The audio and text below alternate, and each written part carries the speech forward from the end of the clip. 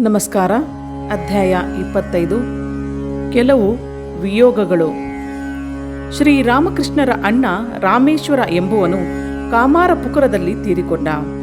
ರಾಮಕುಮಾರನ ನಂತರ ಅವನೇ ಮನೆಗೆ ಯಜಮಾನನಾಗಿದ್ದ. ಸಾಯುವ ಸಮಯದಲ್ಲಿ ಅವನಿಗೆ 2 ಗಂಡು ಮಕ್ಕಳು, 1 ಹೆಣ್ಣು ಮಗಳು ಇದ್ದರು. ಈತ ಬಹಳ ಉದಾರಿ. ಭಕ್ತರಿಗೆ ಮತ್ತು ಸಾಧುಗಳಿಗೆ ಅವನು ಎಂದಿಗೂ ಏನು ಕೇಳಿದರೂ ಇಲ್ಲ ಎನ್ನುತ್ತಿರಲಿಲ್ಲ. ತನ್ನ ಮನೆಯ ಪಾತ್ರೆ ಪದಾರ್ಥಗಳನ್ನೇ ಕೆಲವು ವೇಳೆ ಕೊಟ್ಟು ಬಿಡುತ್ತಿದ್ದ. ಹಳ್ಳಿಯಲ್ಲಿ ಎಲ್ಲರಿಗೂ ಬೇಕಾದವನಾಗಿದ್ದ. ರಾಮೇಶ್ವರನ ನಿಧನ ವಾರ್ತೆ ದಕ್ಷಿಣೇಶ್ವರದಲ್ಲಿದ್ದ ಶ್ರೀರಾಮಕೃಷ್ಣರಿಗೆ ತಲುಪಿದಾಗ ತಮ್ಮ ವೃದ್ಧೆಯಾದ ತಾಯಿ ಈ ಶೋಕವಾರ್ತೆಯಿಂದ ಎಷ್ಟು ತಳಮಳಿಸುವಳೋ ಎಂದು ಮೊದಲು ಕಾಳಿಮಾತೆಯ ಬಳಿಗೆ ಹೋಗಿ ನಮಸ್ಕಾರ ಮಾಡಿ ತಮ್ಮ ತಾಯಿಗೆ ಈ ಪೆಟ್ಟನ್ನು ಸಹಿಸುವುದಕ್ಕೆ ಶಕ್ತಿಯನ್ನು ಕೊಡು ಎಂದು ಪ್ರಾರ್ಥಿಸಿದರು. ಅನಂತರ ತಮ್ಮ ತಾಯಿಯ ಬಳಿಗೆ ಹೋಗಿ ಈ ದುಃಖ ವಾರ್ತೆಯನ್ನು ಹೇಳುತ್ತಾರೆ. ಚಂದ್ರಾದೇವಿ ಈ ವಾರ್ತೆಯನ್ನು ಕೇಳಿದಾಗ ಅಷ್ಟೊಂದು ದುಃಖಪಡಲ್ಲ. ಈ ಪ್ರಪಂಚ ಕ್ಷಣಿಕ. ಇಲ್ಲಿ ಎಲ್ಲರೂ ಒಂದಲ್ಲ ಒಂದು ದಿನ ಸಾಯಲೇಬೇಕಾಗಿದೆ. ಸುಮ್ಮನೆ ಇದಕ್ಕಾಗಿ ದುಃಖಪಟ್ಟರೆ ಏನು ಪ್ರಯೋಜನ ಎಂದು ಹೇಳಿದರು. ಶ್ರೀರಾಮಕೃಷ್ಣರು ತಮ್ಮ ತಾಯಿಯ ಬಾಯಿಂದ ಈ ಮಾತನ್ನು ಕೇಳಿದಾಗ ದೇವಿ ನಿಜವಾಗಿಯೂ ತಮ್ಮ ಪ್ರಾರ್ಥನೆಯನ್ನು ಕೇಳಿರುವಳು, ಅವಳ ಮನಸ್ಸನ್ನು ಬಹಳ ಮೇಲಿನ ಮಟ್ಟಕ್ಕೆ ತೆಗೆದುಕೊಂಡು ಹೋಗಿರುವಳು ಎಂಬುದನ್ನು ನೋಡಿದರು. ಶ್ರೀ ಶಾರದಾ ದೇವಿಯವರು 1873ರಲ್ಲಿ 2ನೇ ಬಾರಿ ದಕ್ಷಿಣೇಶ್ವರಕ್ಕೆ ಬಂದರು. ಒಂದು ಸೂರ್ಯಗ್ರಹಣದ ದಿನ ಗಂಗಾ ಸ್ನಾನಕ್ಕೆಂದು ಜಯರಾಮವಟಿಯಿಂದ ಹೊರಟ ಜನರೊಡನೆ ಶ್ರೀ ಶಾರದಾ ದೇವಿಯವರು ನಡೆದುಕೊಂಡು ಬಂದಿದ್ದರು. ಈ ಸಲ ಅವರು ದಾರಿಯಲ್ಲಿ ನಡೆದುಕೊಂಡು ಬರುವಾಗ ಒಂದು ಘಟನೆಯಾಯಿತು. ಶಾರದಾ ದೇವಿಯ ತಂಡದವರು ಹೋಗುತ್ತಿದ್ದಾಗ ಶಾರದಾದೇವಿ ವೇಗವಾಗಿ ನಡೆಯಲಾರದೆ ಹಿಂದೆ ಬಿದ್ದರು. ಅವರು ಒಂಟಿಯಾದರು. ಒಂದು ದೊಡ್ಡ ಕಾಡಿನ ಮೂಲಕ ಅವರು ಹೋಗಬೇಕಾಗಿತ್ತು. ರಾತ್ರಿ ಕತ್ತಲು ಬೇರೆಯಾಯಿತು. ಆ ಕಾಡಿನಲ್ಲಿ ಅನೇಕ ಕಳ್ಳರು ಕಾಕರು ಇರುತ್ತಾರೆ ಎಂಬ ವದಂತಿ ಬೇರೆ ಹಬ್ಬಿತ್ತು. ಶಾರದಾದೇವಿಯವರು ದೇವರ ಮೇಲೆ ಭಾರ ಹಾಕಿ ನಡೆದುಕೊಂಡು ಹೋಗುತ್ತಿದ್ದರು. ಸ್ವಲ್ಪ ದೂರದಲ್ಲಿ ಒಬ್ಬ ಕರಾಳ ವ್ಯಕ್ತಿ ನಡೆದುಕೊಂಡು ಬರುತ್ತಿದ್ದ. ಆತ ಇವರನ್ನು ನೋಡಿದ. ಇವರ ಕಡೆ ಧಾವಿಸಿದ. ಶ್ರೀ ಶಾರದಾದೇವಿಯವರು ಇನ್ನು ಕಿರುಚಿಕೊಂಡರೆ ಅಥವಾ ಓಡಿ ಹೋಗುವುದಕ್ಕೆ ಪ್ರಯತ್ನಿಸಿದರೆ ವಿಫಲವಾಗುವುದು ಎಂದು ಅಲ್ಲೇ ನಿಂತರು. ಆ ಕರಾಳ ವ್ಯಕ್ತಿಯ ಕೈಯಲ್ಲಿ ಒಂದು ದೊಣ್ಣೆ ಇತ್ತು. ಕೇಳಿದವರಿಗೆ ಭಯ ಹುಟ್ಟಿಸುವಂತೆ ಯಾರದು ಎಂದು ಕೇಳಿದ. ಅಷ್ಟು ಹೊತ್ತಿಗೆ ಆತನ ಹೆಂಡತಿ ಹಿಂದಿನಿಂದ ಬಂದಳು. ಆ ಹೆಂಗಸನ್ನು ನೋಡಿದೊಡನೆ ಶ್ರೀ ಶಾರದಾದೇವಿಗೆ ಧೈರ್ಯ ಬಂತು. ಅವಳ ಹತ್ತಿರ ಹೋಗಿ ಕೈಯನ್ನು ಹಿಡಿದುಕೊಂಡು, ಅಮ್ಮ, ನಾನು ನಿನ್ನ ಮಗಳು ಶಾರದೆ. ದಕ್ಷಿಣೇಶ್ವರಕ್ಕೆ ಹೊರಟಿದ್ದೆ. ಜೊತೆಯವರೆಲ್ಲ ಹೊರಟು ಹೋದರು. ನನಗೆ ದಾರಿ ಗೊತ್ತಿಲ್ಲ. ದೇವರೇ ನನಗೆ ಸಹಾಯ ಮಾಡಲು ನಿಮ್ಮನ್ನು ಕಳುಹಿಸಿರುವರು ಎಂದರು. ಯಾವಾಗ ಶ್ರೀ ಶಾರದಾದೇವಿ ಅವರನ್ನು ಅಮ್ಮ, ಅಪ್ಪ ಎಂದು ಕರೆದು ನಾನು ನಿಮ್ಮ ಮಗಳು ಎಂದು ಪ್ರೀತಿಯಿಂದ ಹೇಳಿದರೋ ಆಗ ಆ ದಂಪತಿಗಳ ಎದೆಯಲ್ಲಿ ತಂದೆ ತಾಯಿಗಳ ಪ್ರೇಮ ಜಿನುಗಿತು. ತಮ್ಮ ಮಗಳೆಂದೇ ತಿಳಿದು ಕರೆದುಕೊಂಡು ಹೋಗಿ ರಾತ್ರಿ ಒಂದು ಹಳ್ಳಿಯಲ್ಲಿ ತಂಗಿದರು. ಬೆಳಿಗ್ಗೆ ಬೇಗನೆ ಎದ್ದು ಆ ಅಪರಿಚಿತ ಹೆಂಗಸು ಗಂಡನನ್ನು ಪೇಟೆಗೆ ಕಳುಹಿಸಿ ಅಕ್ಕಿ ತರಕಾರಿ ತರಿಸಿ ಹಬ್ಬದ ಊಟವನ್ನು ಶಾರದೆಗೆ ಮಾಡಿ ಬಡಿಸಿದರು. ಜಯರಾಮವಟಿಯಿಂದ ಶ್ರೀ ಶಾರದಾ ದೇವಿಯೊಡನೆ ಬಂದವರು ಆ ಊರಿನಲ್ಲಿ ತಂಗಿದ್ದರು. ದಂಪತಿಗಳು ಅವರ ಜೊತೆಗೆ ಹೋಗುವಂತೆ ಶ್ರೀ ಶಾರದಾ ದೇವಿಯವರನ್ನು ಕಳಿಸಿದರು. ಅಗಲುವಾಗ ಕಣ್ಣೀರು ಹಾಕಿದರು. ಅವರ ಅಳಿಯ ದಕ್ಷಿಣೇಶ್ವರದಲ್ಲಿರುವರು. ಶ್ರೀರಾಮಕೃಷ್ಣರೆಂಬ ಹೆಸರಿನಿಂದ ಅವರನ್ನು ಬಂದು ಕಾಣುವಂತೆ ಆ ದಂಪತಿಗಳನ್ನು ಶ್ರೀ ಶಾರದಾದೇವಿಯವರು ದಕ್ಷಿಣೇಶ್ವರಕ್ಕೆ ಆಹ್ವಾನಿಸಿದರು. ಅವರಿಗೆ ನಿಮ್ಮನ್ನು ಕಂಡರೆ ತುಂಬಾ ಸಂತೋಷವಾಗುವುದೆಂದು ಹೇಳಿದರು.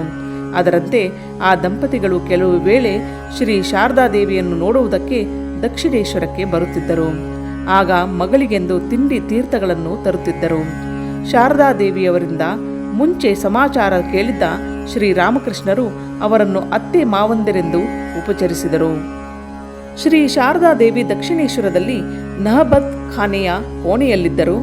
ಅಲ್ಲಿಯೇ ಚಂದ್ರಾದೇವಿ ಶ್ರೀರಾಮಕೃಷ್ಣರ ತಾಯಿ ಇದ್ದರು.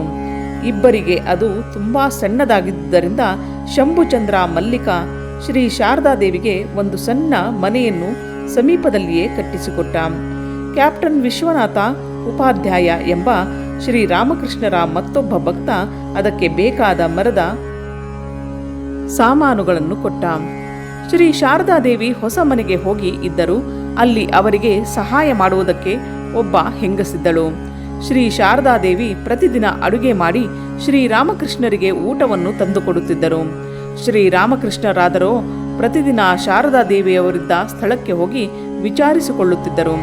ಆದರೆ ಅಲ್ಲಿ ಇರುತ್ತಿರಲಿಲ್ಲ. ಎಲ್ಲೋ ಒಂದು ದಿನ ಮಾತ್ರ ಅಲ್ಲಿಗೆ ಹೋದಾಗ ಜೋರಾಗಿ ಮಳೆ ಬಂದು ಎಷ್ಟು ಹೊತ್ತಾದರೂ ಬಿಡದೆ ಇದ್ದುದರಿಂದ ರಾತ್ರಿ ಅಲ್ಲಿ ತಂಗಬೇಕಾಯಿತು. ಆಗ ಶ್ರೀರಾಮಕೃಷ್ಣರು, ಇವತ್ತು ನಾನು ದಕ್ಷಿಣೇಶ್ವರದ ಇತರ ಪೂಜಾರಿಗಳು ಮಾಡುವಂತೆಯೇ ಮಾಡಿದೆ ಎನ್ನುವರು. ಶ್ರೀರಾಮಕೃಷ್ಣರು ಶಾರದಾದೇವಿಯನ್ನು ತುಂಬ ವಿಶ್ವಾಸದಿಂದ ನೋಡಿಕೊಳ್ಳುತ್ತಿದ್ದರು. ಅನಂತರ ಶ್ರೀ ಶಾರದಾದೇವಿಯವರೇ ಹೇಳುತ್ತಾರೆ, ಅವರು ತಮ್ಮನ್ನು ಒಂದು ಒರಟು ಮಾತಿನಿಂದ ಕೂಡ ನೋಯಿಸಿದವರಲ್ಲ, ಒಂದು ಹೂವಿನಿಂದ ಕೂಡ ಹೊಡೆದವರಲ್ಲ ಎಂದು. 1875ರಲ್ಲಿ ಶಾರದಾದೇವಿಗೆ ಆಮಶಂಕೆ ತಗುಲಿತು. ಸ್ವಲ್ಪ ವಾಸಿಯಾದ ಮೇಲೆ ಆರೋಗ್ಯವನ್ನು ಸುಧಾರಿಸಿಕೊಳ್ಳಲು ಜಯರಾಮ ಒಟ್ಟಿಗೆ ಹೋದರು. ಅಲ್ಲಿದ್ದಾಗ ಕಾಯಿಲೆ ಮರುಕಳಿಸಿತು. ಅವರ ಸ್ಥಿತಿ ತುಂಬ ಚಿಂತಾಜನಕವಾಯಿತು. ಹಳ್ಳಿಯ ಔಷಧಗಳಿಂದ ಕಾಯಿಲೆ ವಾಸಿಯಾಗಲಿಲ್ಲ. ಆಗ ಬೇಜಾರಾಗಿ ಶ್ರೀ ಶಾರದಾದೇವಿಯವರು ಆ ಊರಿನಲ್ಲಿದ್ದ ಸಿಂಹವಾಹಿನಿ ದೇವಸ್ಥಾನಕ್ಕೆ ಹೋಗಿ ಅನ್ನ ನೀರುಗಳಿಲ್ಲದೆ ದೇವಿಯ ಮುಂದೆ ದೇಹ ತ್ಯಾಗ ಮಾಡಬೇಕೆಂದು ಸಂಕಲ್ಪಿಸಿಕೊಂಡು ಅವಳ ಮುಂದೆ ಮಲಗಿದರು. ಹಾಗೆ ಮಲಗಿದ್ದಾಗ ದೇವಿ ಪ್ರತ್ಯಕ್ಷಳಾಗಿ ಯಾವುದೋ ಒಂದು ಹಸಿರು ಔಷಧಿಯ ಹೆಸರನ್ನು ಹೇಳಿ ಅದನ್ನು ತೆಗೆದುಕೊಂಡರೆ ಗುಣವಾಗುವುದೆಂದು ಹೇಳಿದಳು. ಅದರಂತೆ ಮಾಡಿದಾಗ ಅವರು ಗುಣಮುಖರಾದರು. ಅವರಿಗೆ ಕಾಯಿಲೆ ಜಾಸ್ತಿಯಾದ ಸುದ್ದಿ ಕೇಳಿದಾಗ ಶ್ರೀರಾಮಕೃಷ್ಣರು, ಅಯ್ಯೋ, ಭಗವಂತನ ಸಾಕ್ಷಾತ್ಕಾರ ಪಡೆಯದೆ ಎಲ್ಲಿ ದೇಹವನ್ನು ಬಿಡುವರೋ ಎಂದು ವ್ಯಥೆಪಟ್ಟರು. ಆದರೆ ದೇವಿ ಅವರನ್ನು ಉಳಿಸಿಕೊಟ್ಟಳು. 1876ರಲ್ಲಿ ಶ್ರೀ ಶಾರದಾದೇವಿಯವರು ಇನ್ನೂ ಜಯರಾಮ ವಟಿಯಲ್ಲೇ ಇದ್ದಾಗ ಈ ಕಡೆ ಚಂದ್ರಾದೇವಿ ಕಾಯಿಲೆ ಬಿದ್ದರು. ಆಕೆಗೆ ಆಗಲೇ ಇಳಿವಯಸ್ಸು, ಸುಮಾರು 85ರ ಹತ್ತಿರ ಇದ್ದರು. ದೇಹ ಶಕ್ತಿ ಉಡುಗುತ್ತಿತ್ತು, ಜೊತೆಗೆ ಮಾನಸಿಕ ಶಕ್ತಿಯು ತಗ್ಗುತ್ತಿತ್ತು. ಆದರೆ ಆಧ್ಯಾತ್ಮಿಕ ಅಭ್ಯಾಸಗಳನ್ನು ಮಾತ್ರ ಬಿಟ್ಟಿರಲಿಲ್ಲ. ಧ್ಯಾನ ಜಪಾದಿಗಳನ್ನು ತಪ್ಪದೆ ಮಾಡುತ್ತಿದ್ದರು. ಒಂದು ದಿನ ಹೃದಯ ತನ್ನ ಹಳ್ಳಿಗೆ ಹೋಗಬೇಕೆಂದಿದ್ದ. ಆದರೆ ಚಂದ್ರಾದೇವಿಗೆ ಆರೋಗ್ಯ ಚೆನ್ನಾಗಿಲ್ಲದಿದ್ದರಿಂದ ಶ್ರೀರಾಮಕೃಷ್ಣರು ಈಗ ಹೋಗಬೇಡ ಎಂದರು. ಶ್ರೀರಾಮಕೃಷ್ಣರು ಪ್ರತಿದಿನ ತಾಯಿಯ ಬಳಿಗೆ ಹೋಗಿ ಅವರನ್ನು ವಿಚಾರಿಸಿಕೊಳ್ಳುತ್ತಿದ್ದರು. ಒಂದು ದಿನ ರಾತ್ರಿ ಬಹಳ ಹೊತ್ತಿನವರೆಗೆ ಶ್ರೀರಾಮಕೃಷ್ಣರು ತಾಯಿಯ ಹತ್ತಿರ ಮಾತನಾಡುತ್ತಿದ್ದು ನಂತರ ಹಿಂದಿರುಗಿದರು. ಮಾರನೇ ದಿನ ಬೆಳಿಗ್ಗೆ 8 ಗಂಟೆಯಾದರೂ ಅವರ ಕೋಣೆಯ ಬಾಗಿಲು ತೆರೆದಿರಲಿಲ್ಲ. ಪರಿಚಾರಕ ಹೆಂಗಸು ಬಾಗಿಲನ್ನು ತಟ್ಟಿದಳು. ಚಂದ್ರಾದೇವಿಯನ್ನು ಕೂಗಿದಳು. ಆದರೆ ಯಾವ ಜವಾಬೂ ಬರಲಿಲ್ಲ. ಕೋಣೆಯ ಒಳಗಿನಿಂದ ಗಟ್ಟಿಯಾಗಿ ಉಸಿರಾಡುವ ಶಬ್ದ ಕೇಳಿಸಿತು. ಆಕೆ ಅಂಜಿ ಶ್ರೀರಾಮಕೃಷ್ಣರು ಮತ್ತು ಹೃದಯನಿಗೆ ಹೋಗಿ ಹೇಳಿದಳು. ಶ್ರೀರಾಮಕೃಷ್ಣರು ಬಂದು ಬಾಗಿಲು ತೆಗೆದು ನೋಡಿದಾಗ ಚಂದ್ರಾದೇವಿ ಪ್ರಜ್ಞೆ ಕಳೆದುಕೊಂಡಿದ್ದರು.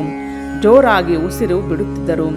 ಶ್ರೀರಾಮಕೃಷ್ಣರು ಹತ್ತಿರವೇ ಕುಳಿತುಕೊಂಡು ಗಂಗಾ ನದಿಯ ನೀರು ಮತ್ತು ಹಾಲನ್ನು ಬಾಯಿಗೆ ಸ್ವಲ್ಪ ಸ್ವಲ್ಪವಾಗಿ ಹಾಕಿದರು. ಈ ಸ್ಥಿತಿಯಲ್ಲಿ 3 ದಿನಗಳು ಬದುಕಿದ್ದರು. 4ನೆಯ ದಿನ ಅವರ ಕೊನೆಗಾಲ ಬಂದಾಗ ದೇಹವನ್ನು ಗಂಗಾ ನದಿಯ ಸಮೀಪಕ್ಕೆ ಹೊತ್ತುಕೊಂಡು ಹೋದರು. ಗಂಗಾ ಸ್ಪರ್ಶವನ್ನು ಮಾಡಿಸಿದ ಮೇಲೆ ಅವರು ದೇಹವನ್ನು ತ್ಯಜಿಸಿದರು. ಶ್ರೀರಾಮಕೃಷ್ಣರು ತಾಯಿಯ ಪಾದಗಳಿಗೆ ಹೂವುಗಳನ್ನು ಅರ್ಪಿಸಿದರು. ಅವರು ಸನ್ಯಾಸ ದೀಕ್ಷೆಯನ್ನು ಸ್ವೀಕರಿಸಿದ್ದರಿಂದ ತಾಯಿಯ ಅಂತ್ಯಕ್ರಿಯೆಗಳನ್ನು ಮಾಡದೆ ಹೃದಯನ ಕೈಯಲ್ಲಿ ಮಾಡಿಸಿದರು. ಅವರಿಗೆ ತರ್ಪಣವನ್ನಾದರೂ ಕೊಡೋಣವೆಂದು ಗಂಗಾ ನದಿಗೆ ಇಳಿದು ಬೊಗಸೆಯಲ್ಲಿ ನೀರನ್ನು ತೆಗೆದುಕೊಂಡರೆ ನೀರು ಬೆರಳುಗಳ ಮೂಲಕ ಎಲ್ಲ ಹೊರಟು ಹೋಗುತ್ತಿತ್ತು.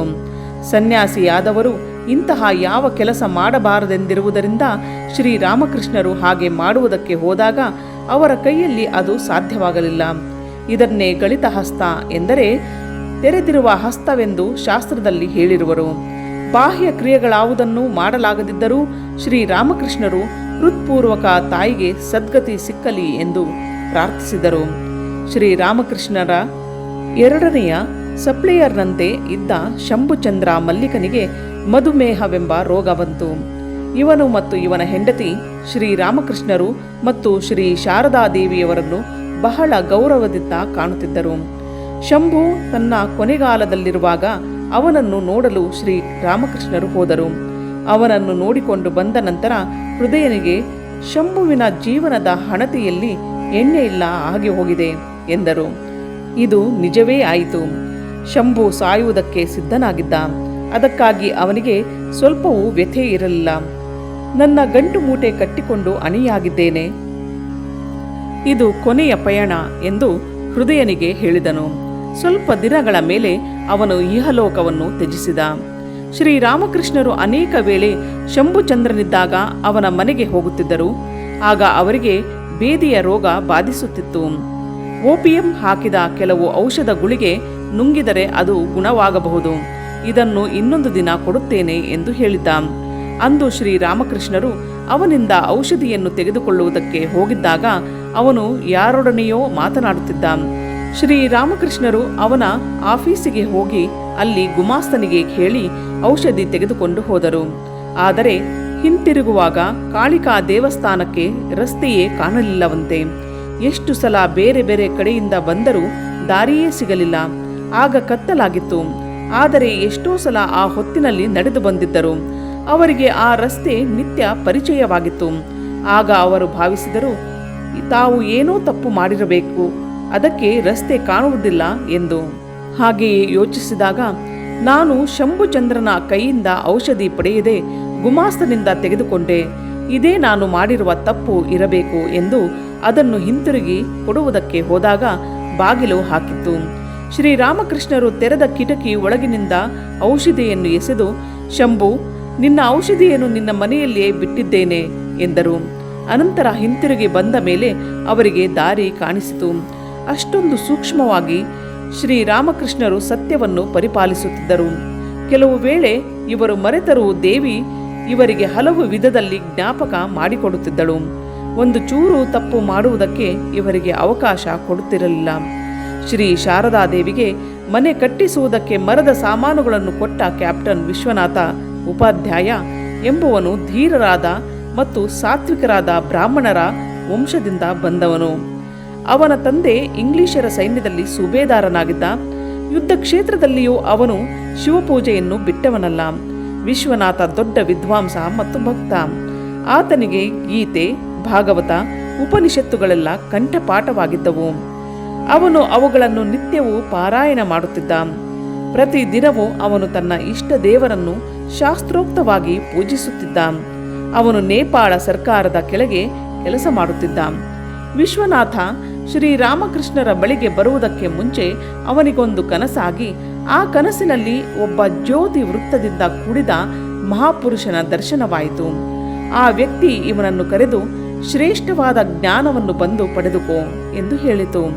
ಇದಾದ ಕೆಲವು ದಿನಗಳ ಮೇಲೆ ದಕ್ಷಿಣೇಶ್ವರದಲ್ಲಿ ಯಾರೋ ದೊಡ್ಡ ಭಕ್ತರು ಇರುವರೆಂಬುದನ್ನು ಕೇಳಿ ಒಂದು ದಿನ ಅಲ್ಲಿಗೆ ನೋಡಲು ಬರುವನು. ಶ್ರೀರಾಮಕೃಷ್ಣರನ್ನು ನೋಡಿದಾಗ ಇವರೇ ತಮಗೆ ಕನಸಿನಲ್ಲಿ ಕಂಡ ವ್ಯಕ್ತಿ ಎಂದು ತೋರಿತು. ಶ್ರೀರಾಮಕೃಷ್ಣರಿಂದ ವಿಶ್ವನಾಥ ಆಕರ್ಷಿತನಾದ. ಅಂದಿನ ರಾತ್ರಿ ಅಲ್ಲಿಯೇ ಇದ್ದ. ಅನಂತರ ಅವನು ಆಗಾಗ ದಕ್ಷಿಣೇಶ್ವರಕ್ಕೆ ಬರುತ್ತಿದ್ದ. ಒಂದು ಸಲ ನೇಪಾಳದಿಂದ ಬಂದ ಮರದ ತೊಲೆಗಳನ್ನು ನೋಡಿಕೊಳ್ಳುವ ಕೆಲಸ ಇವನಿಗೆ ಬಿತ್ತು.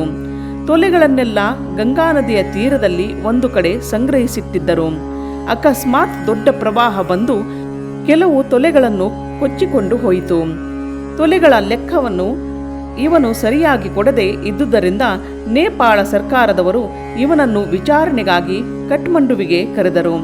ಆತ ಹೋಗುವಾಗ ತನಗೆ ಎಲ್ಲಿ ಕೆಲಸ ಹೋಗುವುದೋ ಅಷ್ಟು ಮಾತ್ರವಲ್ಲ, ಜೈಲು ವಾಸವಾಗುವುದೋ ಎಂದು ಅಂಜಿ ಶ್ರೀರಾಮಕೃಷ್ಣರಿಂದ ಅಪ್ಪಣೆ ತೆಗೆದುಕೊಳ್ಳುವುದಕ್ಕೆ ಬಂದ.